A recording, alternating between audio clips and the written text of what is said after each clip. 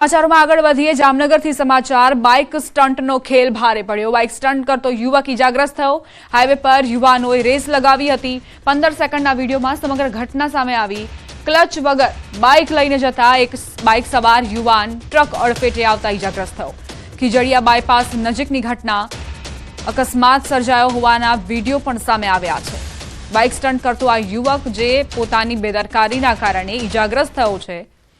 सवाल અહીં એ થઈ રહ્યો છે કે આ બાઇક સ્ટન્ટ કરનાર યુવકને શું એટલું ભાન નથી કે તે પોતાની સાથે સાથે અન્યના જીવને પણ જોખમમાં મૂકી રહ્યો છે।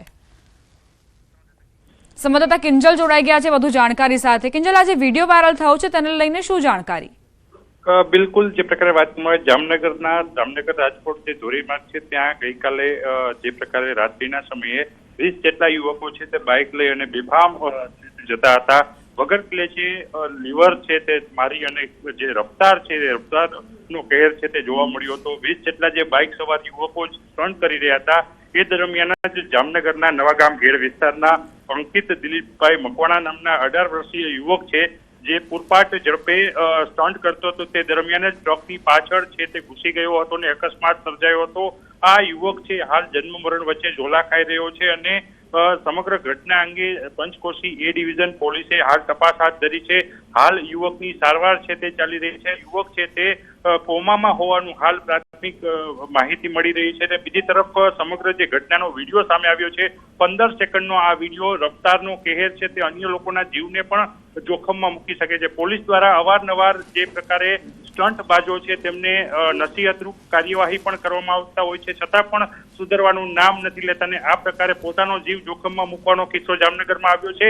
ત્યારે અન્ય લોકો માટે પણ ખતરાની ઘંટી સમાન આ લોકો છે તે રેસ લગાવી અને લોકોના જીવ પણ જોખમમાં મૂકતા હોય તેવું સામે આવ્યું છે। હાલ તો પોલીસ કાર્યવાહી પણ થાય તેવી હાલ તમામ પ્રકારની કાર્યવાહી છે તે કરવામાં આવી રહી છે। જી આભાર કિંજલ જાણકારી આપવા માટે। જામનગરથી જ નહીં પરંતુ દેવભૂમિ દ્વારકાથી પણ આ જ પ્રકારના સમાચાર છે જ્યાં બાઇકર્સનો સ્ટન્ટ કરતો વધુ એક કિસ્સો સામે આવ્યો। જામનગર હાઈવે પર જોખમી રીતે સ્ટંટબાજી કરતા બાઇક ચાલકનો વિડીયો વાયરલ થયો। બાઇક ચાલક ફિલ્મી સ્ટન્ટ કરતા જોવા મળ્યો। અન્ય વાહન ચાલકોના જીવ પણ જોખમમાં મૂકી નબીરાએ બેફામ રીતે બાઇક હંકારી। વિડીયો સોશિયલ મીડિયામાં વાયરલ થઈ રહ્યો છે। તો એક તરફ જામનગરમાં જે વિડીયો સામે આવ્યો છે તેમાં નવયુવાનો સ્ટન્ટ કરતા નજરે પડી રહ્યા છે। હાઈવે પર બેફામ રીતે પોતાનું વ્હીકલ ચલાવતા નજરે પડ્યા છે અને દેવભૂમિ દ્વારકામાં પણ એ જ પ્રકારની સ્થિતિ આ યુવક જુઓ કઈ રીતે રોડ રસ્તા પર સ્ટન્ટ કરી રહ્યો છે। બે અલગ અલગ દ્રશ્યો તમને દર્શાવી રહ્યા છીએ। માત્ર જિલ્લો અલગ છે પરંતુ યુવાનોની હરકતો એક જ પ્રકારની છે। આ જે રોડ રસ્તા છે તે પોતાના બાપની જાગીર સમજી રહ્યા છે અને ત્યાં સ્ટન્ટ કરી રહ્યા છે। પોતાનો જીવ તો જોખમમાં મૂકી જ રહ્યા છે પરંતુ જે અન્ય સામાન્ય નાગરિકો છે તેમને પણ જોખમમાં મૂકી રહ્યા છે। જામનગરની ઘટનામાં તો એક યુવક જે 18 વર્ષનો હતો તેની બેદરકારીના કારણે હવે તે જન્મ મરણ વચ્ચે ઝોલા ખાઈ રહ્યો છે। જ્યારે આ પ્રકારના સ્ટન્ટ તમે કરતા હો, યુવાનો ખાસ કરીને જ્યારે કરતા હોય તો પોતાના મા બાપનું પહેલા વિચારે અને પછી આ પ્રકારના સ્ટન્ટ કરે। મનરેગા કૌભાંડમાં બચુ ખાબડે ઠીકરું કોંગ્રેસ પર ફોડ્યું। કોંગ્રેસ બદનામ કરવા માટે આક્ષેપ કરી રહી છે તે પ્રકારે નિવેદન આપ્યું। અમને ન્યાયતંત્ર પર ભરોસો છે, તપાસમાં પૂરતો સહકાર આપીશું। રાજીનામા અંગે મંત્રી બચુભાઈ ખાબડે કહ્યું કે એ મારો વિષય નથી। તો મનરેગા કૌભાંડમાં તેમના પુત્રોના નામ સામે આવ્યા છે, તેમની ધરપકડ કરાઈ છે અને હવે બચુ ખાબડે કોંગ્રેસ પર ઠીકરું ફોડ્યું। દાહોદની અંદર નરેગા માટેની વાત ચાલે છે તે વાત કોંગ્રેસ કરી રહી છે। છેલ્લા 6 મહિનાથી કોંગ્રેસ આક્ષેપ કરી રહી છે ભ્રષ્ટાચાર થયો છે। અમારા બારિયા તાલુકા અને ધાનપુર તાલુકામાં પાત્રી એજન્સીઓ જેવી એજન્સીઓએ કામ જે મટીરિયલ સપ્લાય કરવાનું કામ છે, મારા દીકરાઓ પણ 2018થી કામ કરે છે, એ મટીરિયલ સપ્લાયનું કામ કરે છે।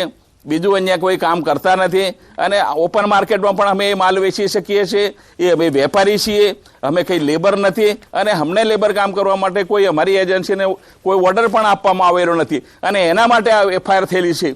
એના માટે વહીવટી તંત્રની તપાસ કરી રહી છે। સરકારને વહીવટી તંત્ર પર મને પૂરો ભરોસો છે।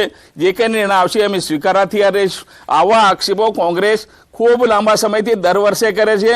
મારા પર હાઈકોર્ટમાં 2 વાર PLA દાખલ કરી છે, એમાં હાઈકોર્ટે એને ક્લીન ચીટ આપી છે. હું 25 વર્ષથી રાજકારણમાં છું, ક્યારે મારા પર કોઈ આક્ષેપ થયો નથી.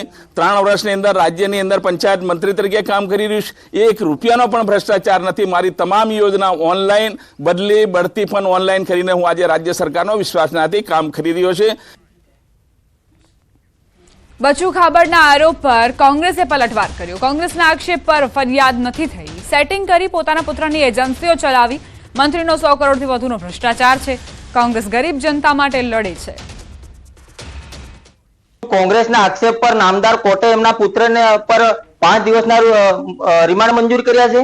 શું પોલીસ કોંગ્રેસના આક્ષેપોથી એફઆઈઆર કરી છે? શું DRT ના નિયામકે કોંગ્રેસના આક્ષેપથી ફરિયાદ કરી છે? અને અધિકારીઓને દબાવીને પોતાના પુત્રોની એજન્સીઓ ચલાવી અને આટલું મોટું કૌભાંડ કર્યું. માનનીય મંત્રીશ્રીને હું કહેવા માંગુ છું, માત્ર 71 કરોડ નહીં, પણ તમે આ દાહોદ જિલ્લાની આ ધાનપુર વિધાનસભામાં તમારો 100 કરોડથી ઉપરનો ભ્રષ્ટાચાર છે. દાહોદમાં 71 કરોડનું મનરેગા કૌભાંડ. કિરણ ખાબડના 4 દિવસના રિમાન્ડ મંજૂર. ડેપ્યુટી DDO રસિક રાઠવા 4 દિવસના રિમાન્ડ પર.